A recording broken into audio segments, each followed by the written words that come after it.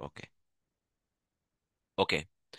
अ, आपण काल एक कमिटमेंट घेतलं होतं 100%, की मला एक माझं गोल सेटिंग असेल आणि ते कदाचित 100% ते 2 होमवर्क दिले होते तुम्हाला मी गोल सेटिंगचे.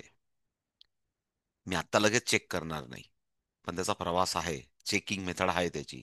करूया आपण, पण आता ती वेळ नाहीये. आपण लेट झालोय. ते पण चेक करू उद्या परवा जेव्हा वेळ असेल तेव्हा. म्हणून आपण असं जयश्री बारी ताई, 100% क्लासमध्ये करायचं असेल तर कॅमेरा ऑन ठेवा, नाही तर घरी जाऊन बसा. विनाकारण तुमचा पण वेळ वाया घालू नका, माझा पण वेळ वाया घालू नका. ओके. नेक्स्ट प्लीज, इकडे लक्ष द्या. ओके. ते कमिटमेंट असेल तर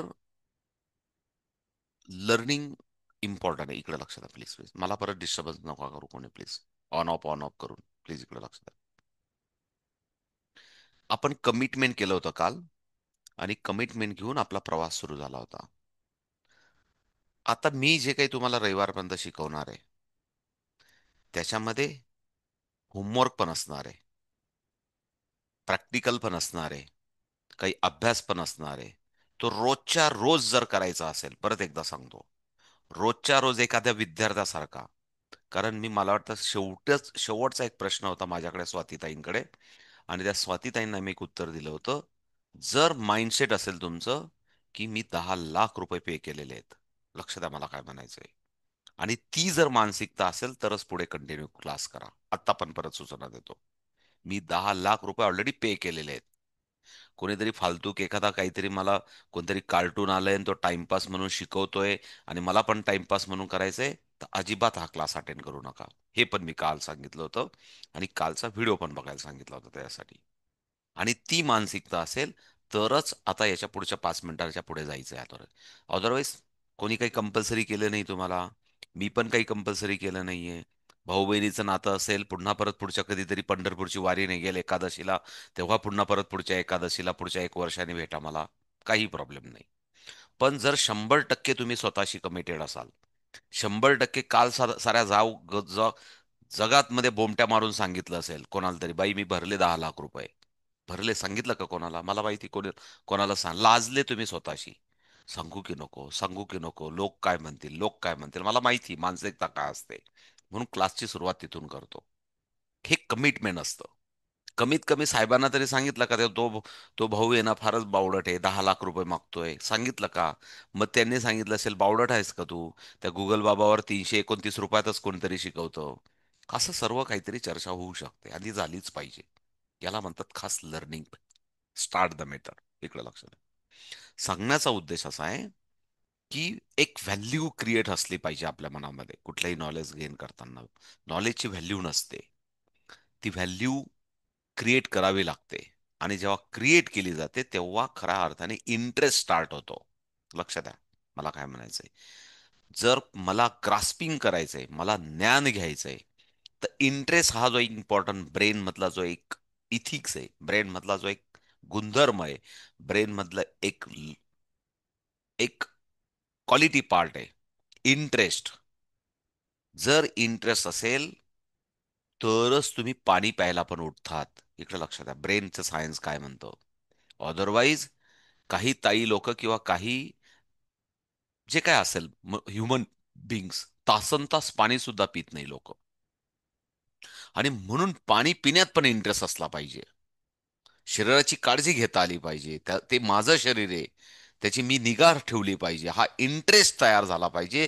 तर लॉजिक तयार होतं ब्रेनमध्ये, आणि आपण उठून पाणी घ्यायला जातो आणि पाणी पितो. लक्षात आहे मला काय म्हणायचं. इतकं आपण भयानक प्राणी आहोत आपण. म्हणजे आपल्याला कडक तहान लागून, काही जणांना डायबिटीस होतो, काही जणांना म्हणजे ते मूत्रविकार होतात, वेगवेगळ्या पद्धतीचे शरीरावर परिणाम होतात. तरी पण आपण स्वतःहून उठून पाणी पित नाही, किंवा त्या शरीराची तहान भागवत नाही. इतकं भयानक ब्रेनचं लॉजिक असतं.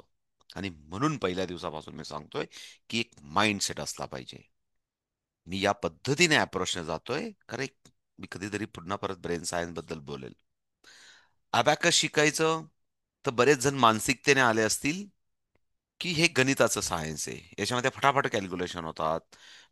स्पर्धा परीक्षाचं गणित सोपं झालं पाहिजे तर अबॅकस शिकला पाहिजे. हे असं जर काही घेऊन येत असाल तर खूळ आहे.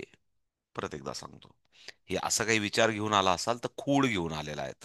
म्हणून मी सांगितलं काही कांदे बटाटे काल काय वेगवेगळ्या समाजातल्या धारणा काही आहेत का, मला ते काढायचं होतं पण ते निघत नाही, म्हणून मला स्वतःहून बोलावं लागतं. इकडे लक्ष द्या, मी काय सांगितलं, असं काही नाहीये. अबॅकस केलं म्हणजे गणित फास्ट होईल असं काही नाही, पण होऊ शकतं. लक्षात द्या मला काय म्हणायचंय, पण होऊ शकतं. प्रामाणिकपणे ऍप्लिकेशन केले, प्रामाणिकपणे इंटरेस्ट क्रिएट झाला, प्रामाणिकपणे रोजच्या रोज अभ्यास केला, ब्रेनचं सायन्सची जी काही मेथॉडॉलॉजी ती अप्लाय केली, तर मात्र गणित फास्ट होणार.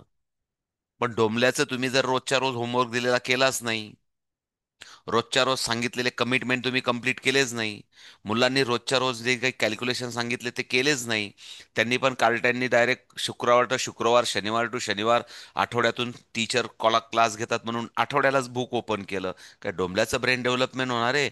डोंबल्याचं मेंटल अरिथमेटिक होणार आहे? डोंबल्याचं मॅथ डेव्हलपमेंट होणार आहे? ब्रेनचा एक पॅटर्न असतो, त्या पॅटर्नची एक डिसिप्लिन असते, आणि ती डिसिप्लिन जर फॉलो केली तर मात्र होण्याची शक्यता आहे. मी काय बोललो पहिले इकडे लक्ष द्या.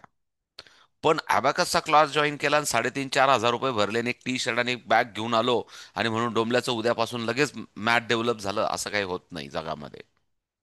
प्रत्येक गोष्टीला एक पॅटर्न आहे, प्रत्येक गोष्टीला संघर्ष आहे, प्रत्येक गोष्टीला मेहनत आहे. आणि ती मेहनत केली, मशागत केली ब्रेनची, तर ब्रेनचा रिझल्ट द्यायला लागेल. परत इकडे लक्ष द्या, ब्रेनचं काम ब्रेन करेल, पण त्या ब्रेनसाठी आपल्याला काहीतरी करावं लागेल, डेव्हलपमेंटसाठी आपल्याला मेहनत करावं लागेल, त्याची मशागत करावं लागेल, त्याच्यासाठी ठरलेला परिपाठ करावा लागेल, त्याच्यासाठी हरिपाठ करावा लागेल, जो काही ठरलेला असेल तो ठरलेला असेल. लक्षात आलं? तरच ब्रेन त्याचा रिझल्ट देतो. हे पहिल्यांदा अग्री करावं लागेल. म्हणून जर अशी कोणी सांगितलं असेल की अबॅकस म्हटलं की फटाफट फक्त फक्त फटाफट फटाफट कॅल्क्युलेशन करण्याचं एक साधन आहे, कदाचित होऊ शकतं. पण हे साधन कसलं आहे इकडे लक्ष द्या. हे साधन असं आहे की जर आपण असं म्हटलं की मला ब्रेन सुपर पॉवर पाहिजे, मला ब्रेन माझं रिझल्ट देणारा पाहिजे, मला ब्रेनने माझ्या एज्युकेशन सिस्टममध्ये, माझ्या लाईफ सिस्टममध्ये मला त्याने रिस्पॉन्स दिला पाहिजे, गुड रिस्पॉन्स दिला पाहिजे. सर्व रोज थोडं थोडं बोलणार आहे, एका दिवशी सर्व होणार नाही लेक्चर. मग त्याने मला जर गुड रिझल्ट दिला पाहिजे, तर मला जे काही मी अभ्यास केलेला असतो माधुरीताई, मी जे काही कविताताई, मी त्याच्यामध्ये जे काही स्टोरेज केलेलं असतं इन्फॉर्मेशन, ती इन्फॉर्मेशन त्याने मला जेव्हा हवंय तेव्हा त्याने अलगत माझ्या ताब्यात दिली पाहिजे, मला उलगडा करून दिला पाहिजे, मला आठवून दिली पाहिजे.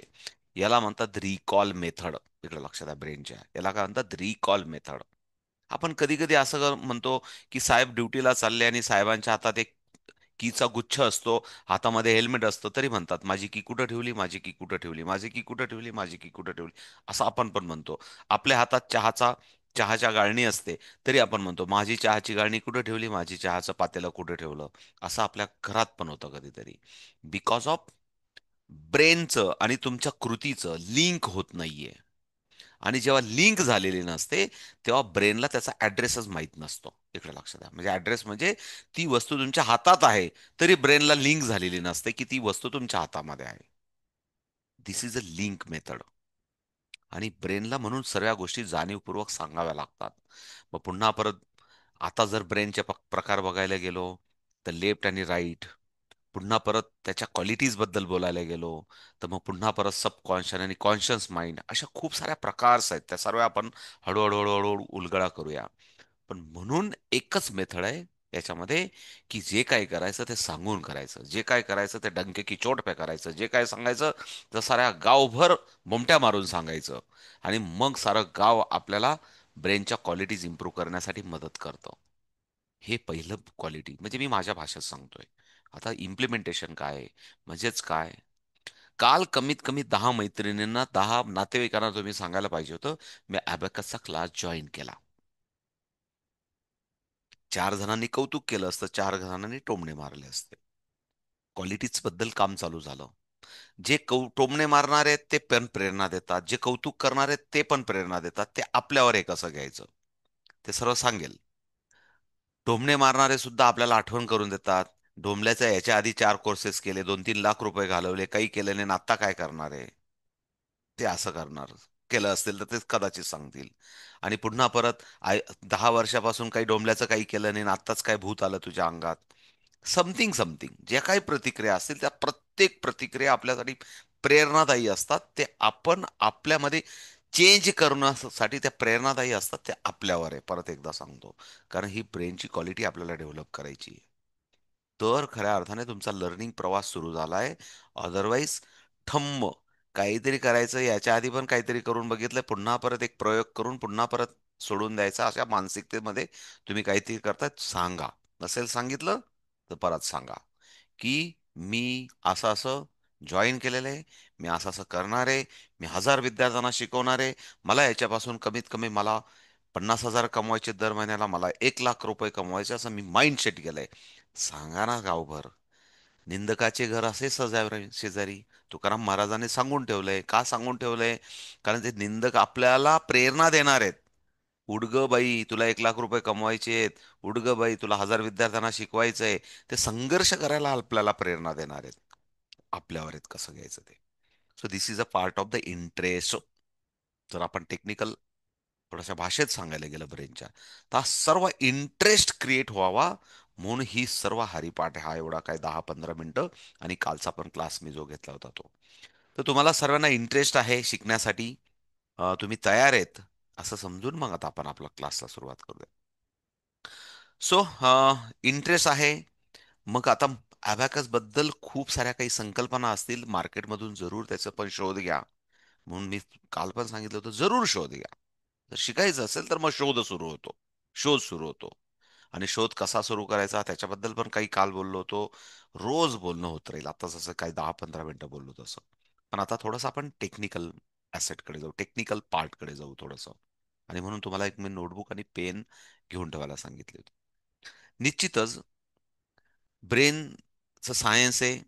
आणि म्हणून आपण असं म्हणतो की जर माझं ब्रेन मला पॉवरफुल पाहिजे असेल, तर मला ब्रेनच्या काही एक्सरसाइज कराव्या लागतील. इकडे लक्ष द्या. फिजिओथेरपिस्टकडे गेलो आपण. लक्ष द्या, इकडे जा. संगीताताई, काही लिहायची गरज नाही, मी जे बोलतोय ना ते फार इम्पॉर्टंट आहे तुमच्यासाठी. डायरेक्ट ब्रेनमध्ये टाकायला सुरुवात करा, पाठीचा कणा सरळ ठेवून. जर फिजिओथेरपिस्टकडे गेलो मी, जर माझ्या अ, हाडाच्या डॉक्टरांकडे गेलो, जर मी कानांच्या डॉक्टरांकडे गेलो, मी जर डोळ्यांच्या डॉक्टरांकडे गेलो, तर माझं काही विकनेस असतील, मला त्याच्याकडून स्ट्रॉंग लेवलकडे जायचं असेल. प्रत्येक जण आपापल्या स्पेशलिटीजनुसार प्रत्येक जण आपल्याला काही एक्सरसाइज सांगत असतात, काही जण औषधं देत असतात, आणि आपण स्ट्रॉंगेस्ट पॉइंटकडे जावं त्या अवयवाच्या, याच्याकडे जात असतात. आणि म्हणून ब्रेनची क्वालिटीज आपण सांगितली की ब्रेन कोणाचा सुपर असतो, की ज्याचा रिकॉल स्ट्रॉंग आहे, ज्याला मागच्या 50 वर्षाचा आठवतो, ज्याच्याकडे क्रिएटिव्ह आयडिया आहेत मार्केटमध्ये. हा क्रिएटिव्ह शब्द फार रोज चालणार आहे पुढच्या 15 वर्ष, 20 वर्ष. जो जो तुमचं बहीण भावाचा नातं आहे तोपर्यंत हा क्रिएटिव्ह शब्द माझ्या मुखातून आणि आपल्या कृतीतून दिसायला हवा, याच्यासाठी प्रयत्न असेल. Those are creative. आणि मग जर क्रिएटिव्ह असेल तर आपण त्याला मार्केटमध्ये डिमांड असते, ते पण मी नंतर सांगेल तुम्हाला. आणि म्हणून क्रिएटिव्हनेस कडे प्रवास जावा, की आपल्याला काल्पनिक शक्ती आपली वाढावी, आपल्याकडे वेगवेगळ्या आयडियाज असाव्यात, आयडियाजचा जन्म व्हावा आपल्या ब्रेनमध्ये. आणि हे व्हावं म्हणून आपला ब्रेन सुपीक असावा, तो पॉवरफुल असावा. आणि जर तो सुपीक आणि पॉवरफुल असावा, तर मग तो असा कोणालाही, तुम्हाला पण मूठभर असा ब्रेन मिळालाय, मला पण मिळाला आहे. माझ्या पण ब्रेनमध्ये हजारो लाखो न्यूरॉन्स आहेत, तुमच्या पण ब्रेनमध्ये लाखो हजारो न्यूरॉन्स आहेत. माझ्या पण ब्रेनचे 10 कप्पे आहेत, तुमच्या पण ब्रेनचे 10 कप्पे आहेत. माझा पण ब्रेन लेफ्ट आणि राईट आहे, तुमचा पण ब्रेन आणि लेफ्ट राईट ब्रेन आहे. सर्व काही सारखं आहे. पण त्या ब्रेनची जर मशागत केली तर त्याची त्याची विकसित होतो. म्हणजे फॉर एक्झाम्पल त्याचे जे काही न्यूरॉन्स आहेत ते पॉवरफुल होतात, आणि त्याचा रिझल्ट दिसायला लागतो. मग त्या न्यूरॉनची जर एक्सरसाइज करून घ्यायची असेल, ब्रेनमध्ये जे काही न्यूरॉन्स आहेत त्या न्यूरॉनची जर एक्सरसाइज करून घ्यायची असेल, तर खूप सारे साधन आहेत मार्केटमध्ये. त्याच्यातलं एक साधन आहे अबॅकस. इकडं लक्ष द्या. त्याच्यातलं एक साधन, खूप सारे साधन आहेत. म्हणजे फॉर एक्झाम्पल तुम्हाला सांगायचं, तुम्ही रोज 5 किलोमीटर चालायला गेलात, लेफ्ट आणि राईट दोघं पाय वापरतायत. दिस इज ऑल्सो एक वन ऑफ द एक्सरसाइज ब्रेनची. लक्ष द्या मला काय म्हणायचंय.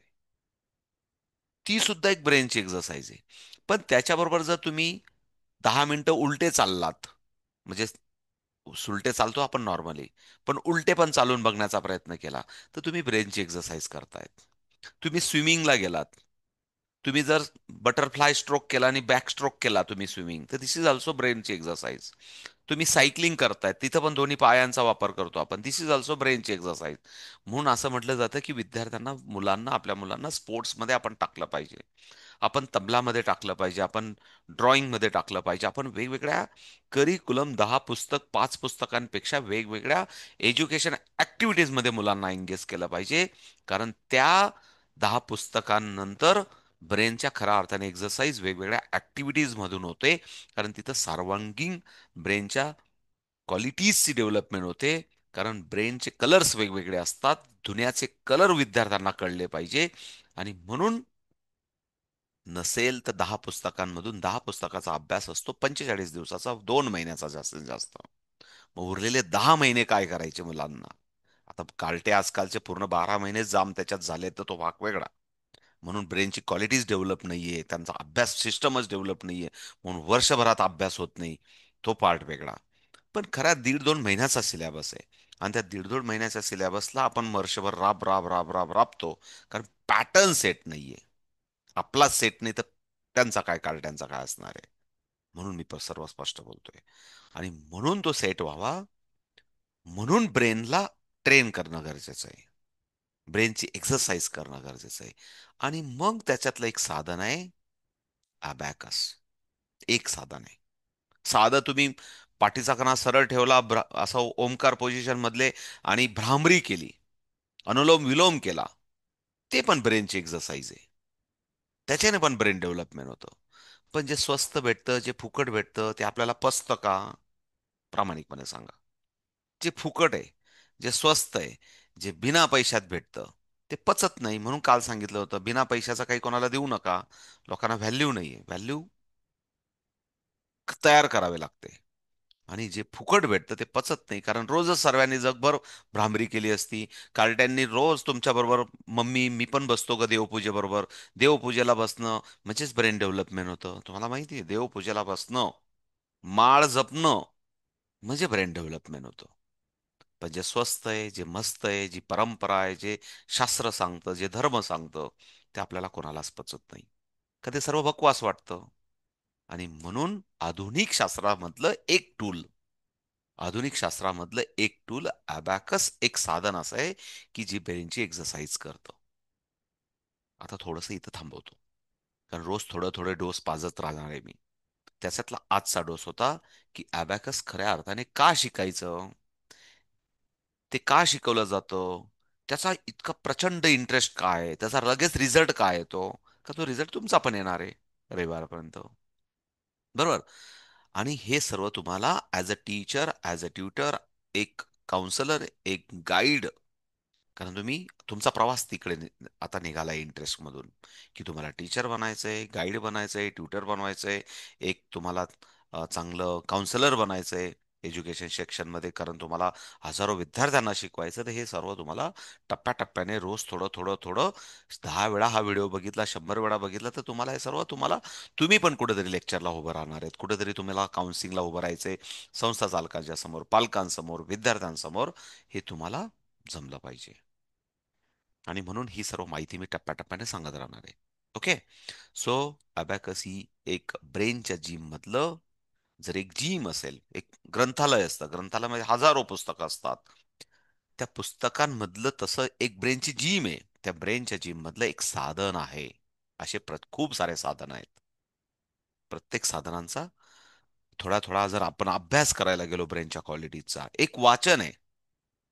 वाचन सुद्धा ब्रेनच्या जिम मधलं साधन आहे. लिहिणं लिहिणं सुद्धा ब्रेनच्या जिम मधलं साधन आहे. आतापर्यंत कदाचित तुम्हाला कोणी सांगितलं नसेल, पण दोन्ही हाताने लिहिणं हे सुपर ब्रेनच्या जिम मधलं एक साधन आहे. दोन्ही हाताने, हे बघा, एका हाताने तर आपण लिहितो, पण पुन्हा परत डाव्या हाताने, उजव्या हाताने लिहिणं, दोन्ही हाताने पॅरलल लिहिणं, हे तर सुपर ब्रेनच्या जिम मधलं साधन आहे. ते पण आपण शिकणार आहोत, ते पण आपण विद्यार्थ्यांना शिकवणार आहोत, कारण हे सर्व आपण सांगणार आहोत. सो आता थोडासा टेक्निकल पार्टकडे जाऊ. क्लिअर झालं तुम्हाला?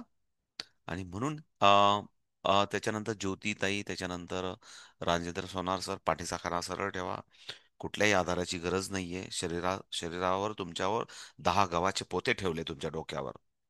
ते 10 पोते तुम्ही 10 गावभर फिराल, एवढी तुमच्या ब्रेनच्या मज्जातंतूची कॅपॅसिटी असते. पहिले तुमची ती कॅपॅसिटी पहिले आपण जागृत करून घेऊ.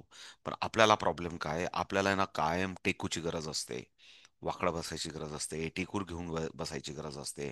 आणि म्हणून आयुष्यभर टेकू घ्यायची सवय पडून जाते. म्हणून पहिले मज्जातंतूला, ब्रेनला किंवा त्या पाठीच्या कणाला सांगायचं, बेटा तुला 10 गव्हाचे पोतं ठेवून तुला 10 गावं फिरायची तुझी ताकद आहे, फक्त ती जागृत केली पाहिजे. एखादा एखादा कोणीतरी असतो ना जादूगार, तो फिरवतो ना 10 पोते घेऊन. आपण पण जादूगार पहिले बनलं पाहिजे. तुझं आहे, तुझं पाशी तू विसरला असं त्याशी, त्याला फक्त जागृत केलं पाहिजे. मग टेकू घ्यायची गरज पडत नाही. आणि हा हा पण एक क्वालिटीचा पार्ट आहे. ओके ना? मला जेव्हा जेव्हा मध्ये मध्ये आठवण येत जाईल तेव्हा बोलत असतो. सो प्लीज इकडे लक्ष द्या. अशा पद्धतीने आपण अबॅकस शिकायला सुरुवात करू. सो आता अबॅकस म्हटलं तर आपल्याला पुन्हा परत स्ट्रक्चरमध्ये जावं लागेल. आणि स्ट्रक्चरमध्ये गेलं की आपल्याला थोडंसं मॅथ्सचे लिंक करावं लागेल. आणि मग एकदा लिंक झालं की मग आपल्याला ब्रेनची जिमचे थोडासा त्याचा आस्वाद घ्यावा लागेल. सो तोपर्यंत मी एक बिफोर आणि आफ्टर, मला अशी एक सवय आहे. बिफोर आफ्टर म्हणजे काय, की आपण आता शिकायला सुरुवात करतोय, आणि शिकायला सुरुवात करतोय म्हणून मी एक प्रश्न विचारतोय तुम्हाला सर्वांना. तो प्रश्न असा आहे, कोणीतरी मला सांगेल की मी जे काही तुम्हाला दाखवतोय ते दिसतंय का? पुन्हा परत कालच्या सारखा प्रश्न, की जे मी तुम्हाला दाखवतोय ते दिसतंय का? कोणीतरी मला सांगेल. प्रेझेंटेशन दाखवते दिसतंय का? कोणीतरी सांगेल मला. काल हे आपलं प्रेझेंटेशन आपण पूर्ण बघितलं होतं. आणि आपण हे सर्व दिसतंय सर. संस्थेबद्दल, आपण दिसतंय सर. एकमेकांबद्दल ओळख करून घेतली होती. दिसतंय. कोणी बघितलं नसेल, मी मेसेज टाकून पण कोणी कंटाळा केला असेल, तर ते कालचा मेसेज जरूर बघून घ्या प्लीज. इकडे लक्ष द्या. आणि शेवटी आपण इथं होतो की काही प्रश्न आहे का?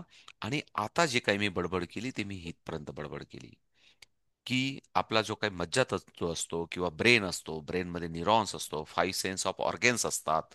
आणि या मज्जातंतूमध्ये जे काही न्यूरॉन्स असतं त्या न्यूरॉनची एक्सरसाइज व्हावी. हा न्यूरॉन आपल्याला असा दिसताना मोठा दिसतो, पण हा आपल्याला दुर्बिणीतून बघावा लागतो. दुर्बिणीतून म्हणजे त्याला म्हणतो ना आपण, सूक्ष्म असे प्रकारचे लाखो करोडो न्यूरॉन्स असतात आपल्या ब्रेनमध्ये. आणि पुन्हा परत इथं प्रश्नचिन्ह आहे, पुन्हा परत याच्याबद्दल काही कोणाचं बोलणं आहे का? आणि म्हणून तुमचं एक माइंडसेट व्हावं, एक इंटरेस्ट तयार व्हावा, म्हणून अबॅकस का शिकावं, हे पहिले माझ्या स्लाइडमध्ये होतं. ओके. आता आपण थोडंसं सर्वांना सूचना देतो. आपली मीटिंग थांबली तर आपण 9:30 तर 10:30, आपल्या पुढच्या 15 मिनिटं फार इम्पॉर्टंट आहेत. आत्तापर्यंतचे पण 15 मिनिट इम्पॉर्टंट होते. जेव्हा गरज वाटलेल तेव्हाच लिहा. जेव्हा गरज आहे तेव्हा डायरेक्ट ब्रेनमध्ये टाका. मी सांगितलं केव्हा लिहायची गरज आहे, केव्हा काय बोलायची गरज आहे, इकडे लक्ष द्या. तर पहिले समजून घ्या, कारण त्याच्यानंतर हा तुमच्या बरोबर व्हिडिओ असणारच आहे. इकडे लक्ष द्या. अ,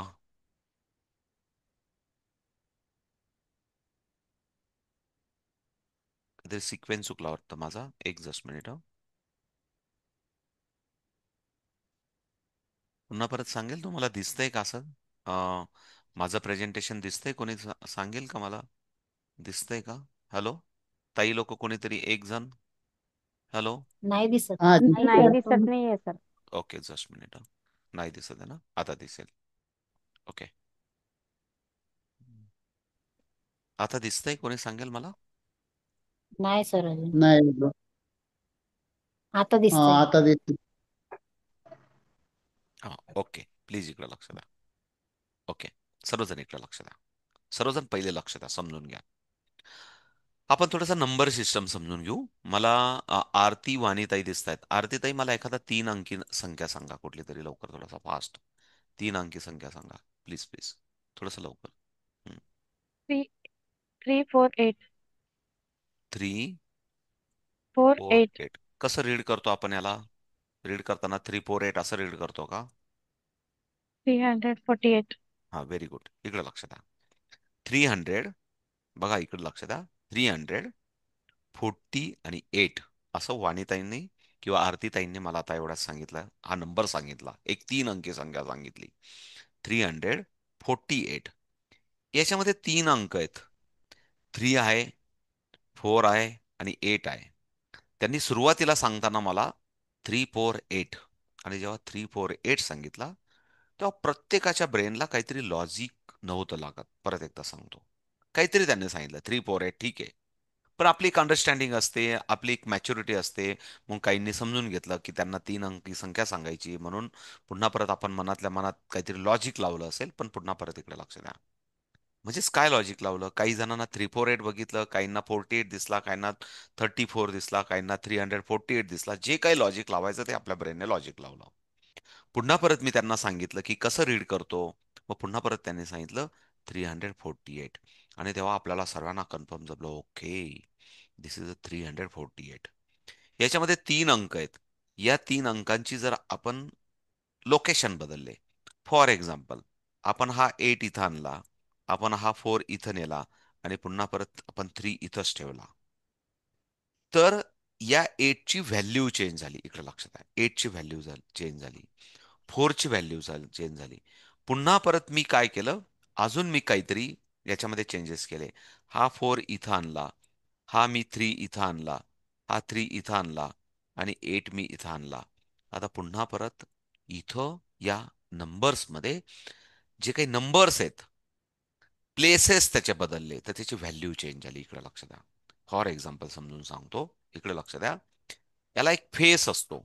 जसं आता आरती ताई माझ्या समोर, आता माझ्या समोर आरती म्हणून त्यांचा फेस आहे. इकडे लक्ष द्या. आरती म्हणून त्यांचा फेस आहे. पण माझ्या समोर ते आहेत, माझ्या समोर त्या ताई आहेत, माझ्या बहीण आहेत. ही त्यांची व्हॅल्यू झाली. समजा ते मुलांसमोर उभ्या राहिल्या, तर त्या आई होतील, मदर होतील. त्यांची त्या मुलांसमोर, त्यांच्या लेकरांसमोर त्यांची व्हॅल्यू बदलेल. जेव्हा ते साहेबांसमोर उभ्या राहतील, तेव्हा त्या वाईफ होतील. त्यांची पुन्हा परत एक व्हॅल्यू वेगळी चेंज होईल, पण त्यांचा फेस आरती म्हणून आहे. जेव्हा त्या माहेरी जातील, आई वडिलांसमोर उभ्या राहतील, तेव्हा पुन्हा परत त्या कोणाच्या तरी लेक होतील. पुन्हा परत त्यांची व्हॅल्यू बदलेल. सांगायचा अर्थ असा आहे, नंबर सिस्टम मध्ये असंच असतं. म्हणजे सिम्पल करून घेऊ आपण थोडंसं, की mathematics is the very easy. आपण अबॅकस आणि वैदिक मॅथ मध्ये सर्व शिकणार आहोत. मॅथमॅटिकमध्ये 0 पासून 9 पर्यंत एवढेच नंबर आहेत. आणि त्या नंबरचे लोकेशन बदलले, नंबरचे प्लेसेस बदलले, की मग आहेत तर 9च नंबर. एक झिरो पकडला की जास्तीत जास्त 10 नंबर. तरी पण मॅथ एवढं इझी डिफिकल्ट होऊन जातं मुलांना. हे आपल्याला थोडंसं समजून घ्यायचंय. म्हणून फेस, 3 हा फेस आहे, 4 हा फेस आहे, 8 हा फेस आहे, 5 हा फेस आहे, 1 हा फेस आहे. पण त्याची जागा बदलली, जागा बदलली, पुन्हा परत त्याच्या क्रिया बदलल्या, की त्याचं व्हॅल्यूज वेगवेगळ्या होतात. इकडे लक्षात द्या. क्रिया म्हणजे काय? ऍडिशन झालं, सबस्ट्रॅक्शन झालं, मल्टिप्लिकेशन झालं, डिव्हिजन झालं, स्क्वेअर झालं, क्यूब झालं. ह्या सर्व गोष्टी आपण या क्रिया शिकणार आहोत. पण आपण पहिले फेस आणि प्लेस आपण समजून घेऊ. म्हणून हा 3 is the place, 4 is the face, 8 is the face. आणि म्हणून इथं याचं 100, याची पोझिशन होती 100. 100 पोझिशन आहे याची, आणि म्हणून हा 300 झाला. हा 4 इज द टेन्स पोझिशनला आहे. टेन्स, टी म्हणजे टेन्स पोझिशनला आहे, म्हणून 40 झाला. आणि 8 इज द युनिट, हा युनिट प्लेसला. यालाच आपण मराठीमध्ये म्हणतो शतक, दशक आणि याला आपण एकक आपण म्हणतो.